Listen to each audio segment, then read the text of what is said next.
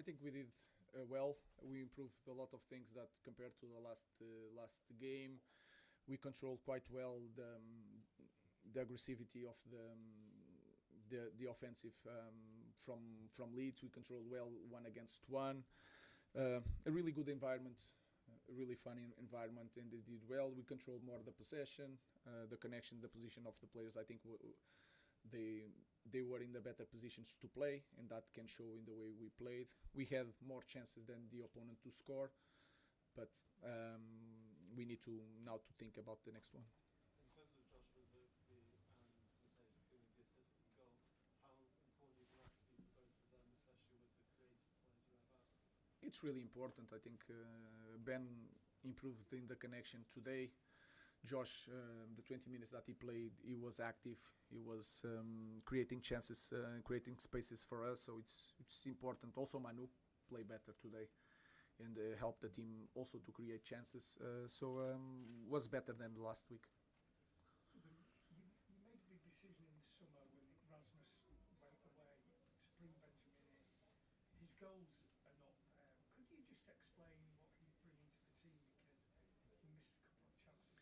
First of all, to miss the chances that he's missing is always there. And that is the first step. He's really aggressive when the ball goes to the side. He's really aggressive when he has to fight for the first ball. Of course, when you look at the game of a striker, if you miss chances, they will say that the player did everything wrong. I don't agree. I think he's in the right position. He just needs to score one, and then all the weight that he has on top of him is going to disappear, and he's going to be better.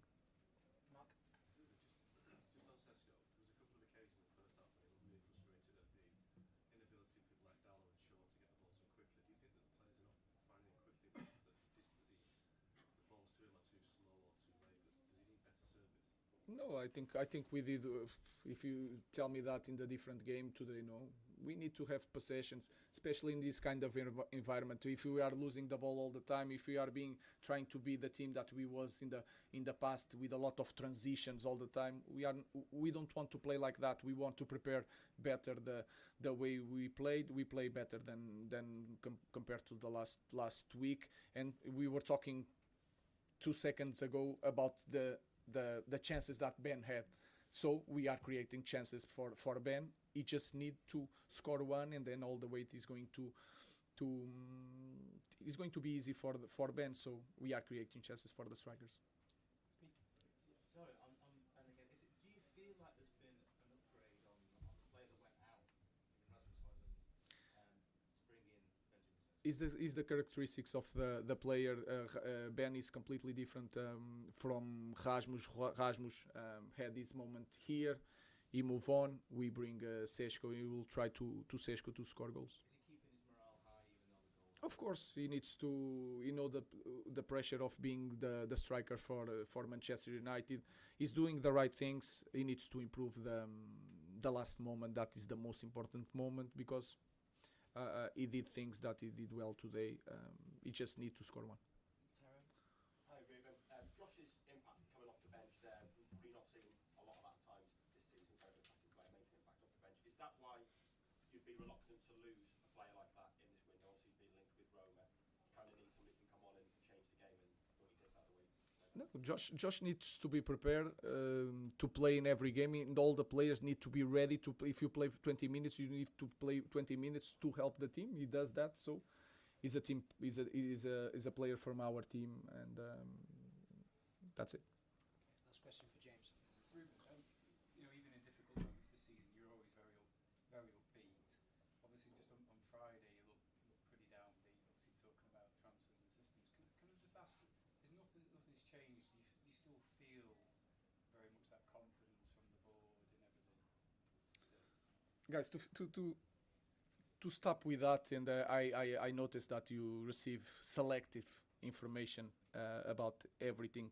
I came here to be the manager of Manchester United, not to be the coach of Manchester United, and that is clear. I know that my name is not Tuchel, it's not Conte, it's not Mourinho, but I'm the manager of Manchester United.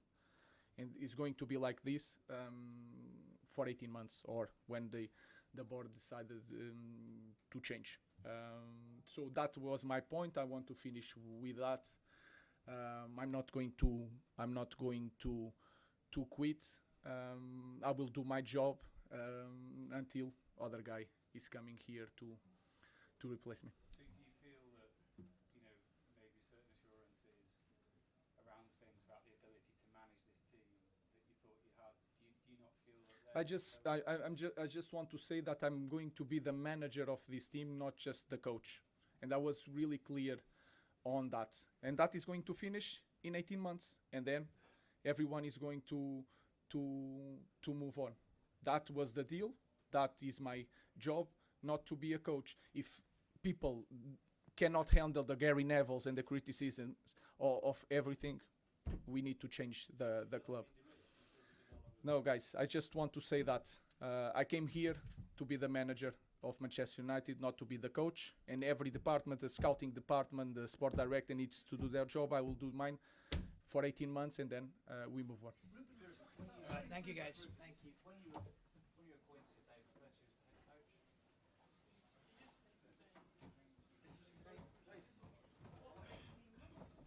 That's his contract. Basically said I'm leaving in 18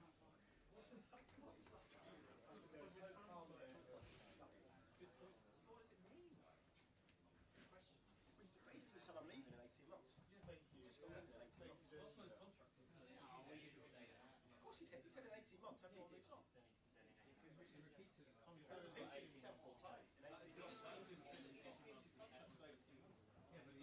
He said everyone moves but on. the way he's talking is like the way I am now, the way issues, I'm not. He's basically sort of implying that I'm not having a chance to be the manager. I'm being dictated. If as things stand, I'll see how many. It's like someone also said he was brought in as the head coach. That's head coach will teach you. I'm not talking like a child. I think you meant that. I thought you meant at the start.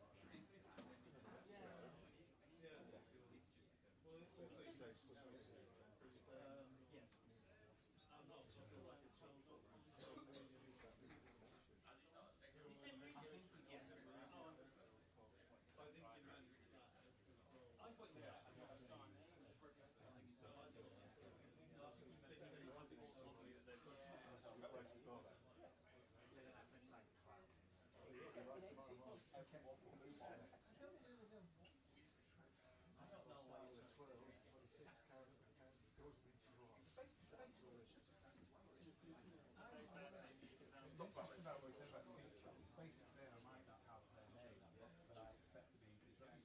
They say I'm not in control. Yeah, more than he's saying. I'm off. He's also said sporting director. Yeah. Do you think that might be then say United assistant and you say I'm the fucking manager? Yeah.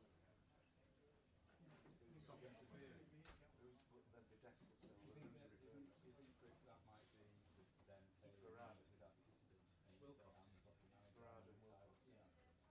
the stuff that's making for the pays so you don't understand. Did you get any feedback by the way on that from Delmar?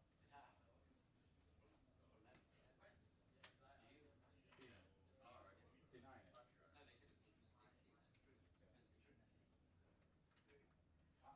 it was probably they saying I'm the manager, I'm going to dictate what you're doing, stop fucking telling me how to play. There was that quote on Boxing Day that said sometimes we have to calm down Wilcox, and that went over Luke's the top. That's the way it was just hinting that I've got players I want, and they're saying no. I think it's like not just transfers, I think it's transfers and system. Oh, right, yeah. Because he's basically saying the sporting director's got his job, I've got my job, I'm the manager, so fucking tell me how to play. Sorry, I missed the lot. Yeah. Yeah.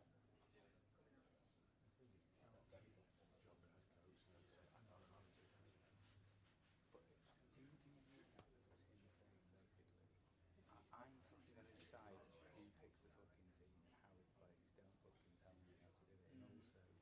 And also, Manager has more say in transfers too, yeah, doesn't he? I think it's transfers and the system. I was going to say, I know. brought him up because heatedly. When they announced him, they said he's out. He's head coach. Very good, yeah. But and how many times has he brought World Cups up in the last 10 days? About the fourth press conference unprompted. Is it? Yeah. But Christmas Eve, he keeps mentioning it. Just ask Jason. He said, I just didn't see it. We need a bit of a consensus,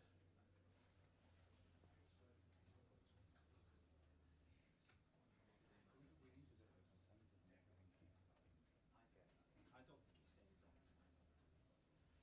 No, but he's clearly pissed off, isn't he? Yeah, I mean, the way you say that is I've got 80 months left to think. We can all move on. I'm not While I'm here. I'm not going to quit. I'm going to stay with 18 months. I'm going to do things my way. Yeah. If you want to settle it, you can settle me. Otherwise, I'm going 18 months. No fuck off. So.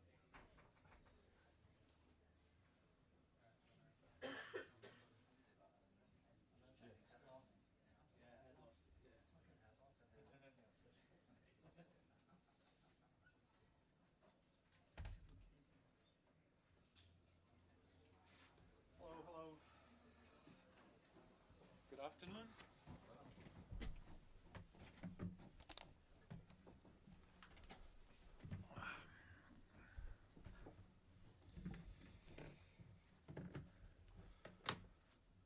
We'll go around in our usual order. Locals first, after Sky. Up to 2 questions each. Anyone else will take questions after. Daniel, when you're ready. Afternoon, Daniel. I just wonder, what's your overall feeling after that game, especially having taken the lead? First of all, I have to say I'm proud of my lads because it was, of course, a tricky circumstances for us. We had to go over the line 2.5 days ago away at Liverpool to earn a hard-fought clean sheet. Then several key players out and not available for today. We even had Sean Longstaff back in the squad, although I would never do this after such a long-term injury without really having a proper team session. But I wanted his personality and maturity a bit in the dressing room. And then to face a side of the caliber of Man United is of course difficult. And yeah, by the way, everyone tells you how big this game is. It's the most important game in the recent history of Leeds United. Lots of expectations and to go into this game is then tricky. So for that, I'm very proud of the mentality of my players to show resilience again. Normally, for Sepp, Bono and JJ and Ilya was actually not possible after such a workload to start today, but they had to start today because simply no other players in their positions were available and showed another very competitive and really good performance. I think football-wise was probably not our best day today. But nevertheless, we found a way to be competitive again. So our defensive behavior was in most scenes really spot on, and came also pretty close to win this game, especially after a well-taken goal from Brendan Evans in the second half. So for that, there is even a light disappointment that we didn't take all 3 points, if I'm really honest, because then the equalizer was of course very unnecessary. But perhaps this says also a lot if you are 7 games unbeaten on Premier League level as a newly promoted side and are even disappointed with just a draw against Man United, although many key players are missing. But I can't help myself a bit. This feeling is there. I think it was definitely possible to win this game. For that, yes, I'm not over the moon with this result, but I'm over the moon with the mentality of my lads today and the spirit, and that we showed another competitive performance. Just on that point, Daniel, I mean, over the last month, unbeaten against likes of Liverpool, Chelsea, this big game against Manchester United. I mean, how much will that give your side confidence going into this?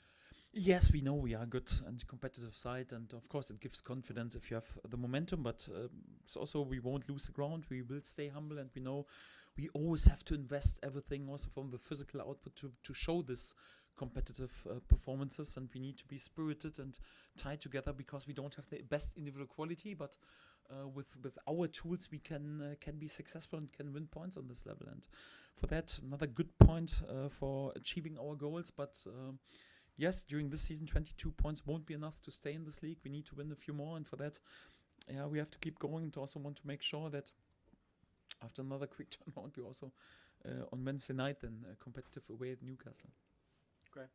And when do you expect to have Jadon Bogle back?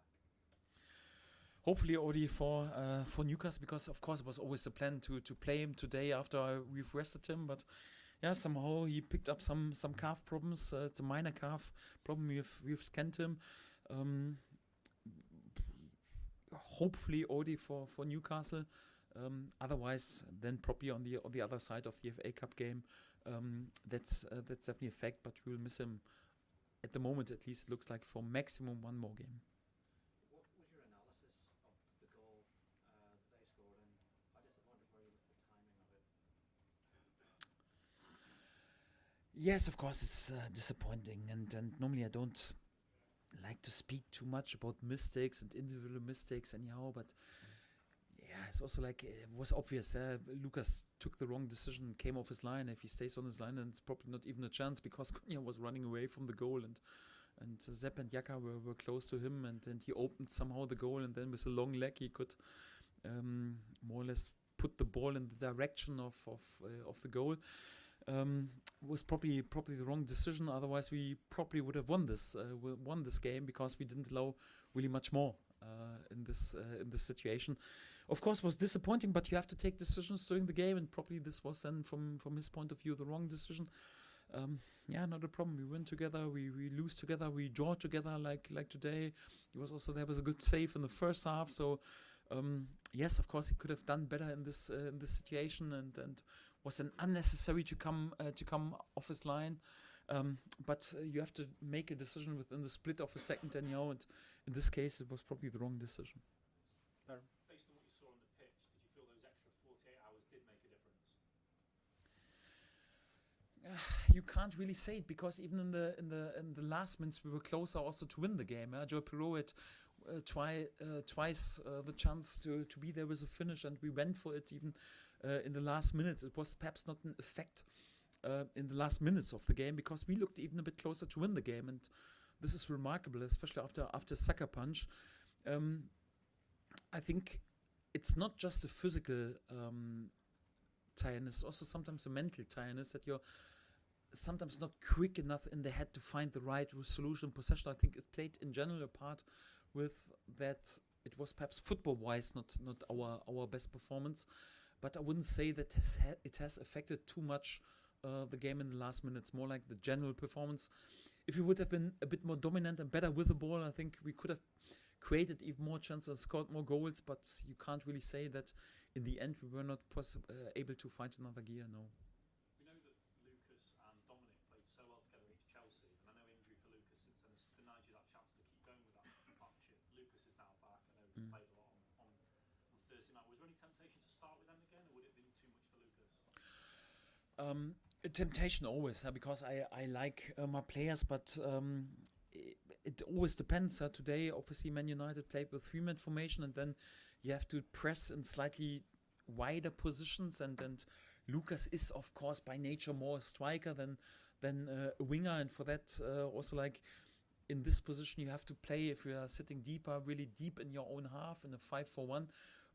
Of course, he can do this anyhow, but it's not like his natural position. Of course, he's a bit more as a striker, and for that we decided then to have this hybrid player with Noah Okafor then on this position, and on the other side with Brendan Aronson. But of course, there was also a thought in my head, but Lucas, also just back from injury, has played 70 minutes against Liverpool, also lots of workload. For me, it was relatively clear that he would get a rest in the beginning of the game, yes. Isaac?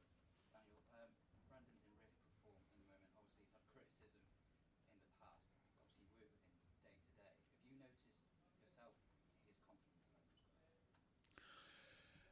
Yes, he deserves all the plaudits at the moment because his work rate is and was never in doubt. So he always works his socks off for the team, and the good thing with him is more like he has more clarity in his situations, and is a bit more tidy in his solutions, in the passing or in the finishing. There's still space for improve. Even today, there were a few scenes where he could have been a bit more play with a bit more clarity, but nevertheless, it's a really good sign that he's also capable to add end products on this level. Yeah? He has scored goals, he has delivered assists, and is an important player for us at the moment because he embodies really both sides, and our quality in possession, also to create chances to score goals, and also relentless work against the ball, in the pressing, in the counter pressing, in also sprinting back and defending wide areas. So he's in a really good shape and deserves lots of praise at the moment. It's been a month now since that win over Chelsea, 7 games unbeaten. I know you're not a man for reflection, but is this past month perhaps your best month as a Premier League manager? Yes, in terms of points, probably, yeah, because I was just managing before Norwich. I had really no chance to stay in this league, and it's my first season with Leeds United in the Premier League. So for that, I can't say anything else in terms of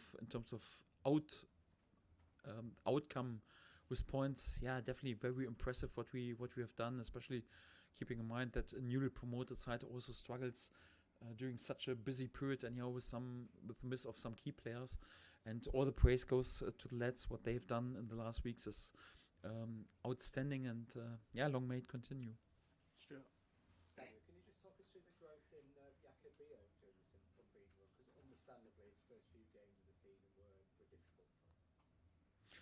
Yes, but that's also what you would expect for a player who has developed during his career in the CV more or less from year to year. He has always adapted step by step to a bigger level, and right now, with all respect, and he came from a proper league, there's no doubt about this, but the quality of the Premier League is a standout, and it's the best league in the world, and especially the way how the football goes in terms of the pace and the tempo and the intensity is something different in comparison to a Serie A, for example. And for that, he needed, of course, a bit time. And right now, once he's playing also regularly, in the beginning he had 1 or 2 mistakes, perhaps also but right now he delivers with consistency. And I mentioned it before, so we have a top player, a top character, also from this mentality, really captain pedigree, and he's an important leader also in our group, and shows fantastic performance at the moment. We're all very happy that we have signed him, but it's still there are always areas where we can and have to improve, and but he's on a really good path to be able to label himself also a very proven and a really good defender on Premier League level, and he's doing remarkably well in the last weeks. Yes. And with so many players on the borderline in terms of their fitness, are you going to have to decide quite late, A, who plays against Newcastle, and B, even what the game plan is in terms of things like just discussing the pressing? Yes, very late. We have to decide. The advantage is we have a few hours more between this game and in comparison to the turnaround between Liverpool and Man United. We have at least 3 proper nights, and also then a late kickoff after this time around, early kickoff. And that will help a little bit. Of course, I hope that Islam Padu is also then back available. Today he missed, of course, due to his 5th yellow card. So if nothing happens in training in terms of injuries or illnesses, I think he will come back. And important to have our captain, our most important player, back. We'll have to decide if from the minor injuries, Jaden Bogle, for example, is a topic. If he can feature already at Newcastle, it's too soon to say this already. Also for Sean Longstaff, I think beneficial to have at least 2 training days. It's tricky for him after being out for such a long time, and we rarely have a training session together with the team because we have to split the groups anyhow. It's a bit tricky for a player who comes back out of injury, but each every day will help him, and then we will see who is ready to go. So I have my doubts about Sebastian, for example. I have my doubts if JJ can play another game. Ilya, also for him, he has not played too much before. Right now, 2 games, nearly 2 times over the whole distance. We will have to make some late decisions. That's correct. Yes. Jonathan. With Brendan, his central midfield sort of place that he's playing in the 3-back setup now, and I know he's played a number of different positions here and with the United States over the years, but it seems to be one that suits him well and that he does seem sort of familiar with. What's your assessment tactically of how he fits in that spot? Yes, he can fulfill different roles. He can play as a winger. He can play as number 10. He can even play as a number 8. I think for Brendan, it's just important that you use him where he can play to his strength. So I would never use him as a winger who just runs to the corner flag and puts some crosses in. So if he plays as a winger, then he has to have a license to move into the pocket, to play closer to the striker, to play give and goes, and to use his mobility, and also that he likes to open up between the lines. So I think it's important, although he's a flexible and versatile player, but that you play him to his strength. And he's of course not the guy who is unbelievable physical, who wins headers anyhow, and you feed him with high balls, and he needs to win the headers anyhow. You need to find him in between the lines, and also as close as possible to the striker, as close as possible to the goal. And if you use him then to his strength, then he can shine. And his workload against the ball is never in doubt.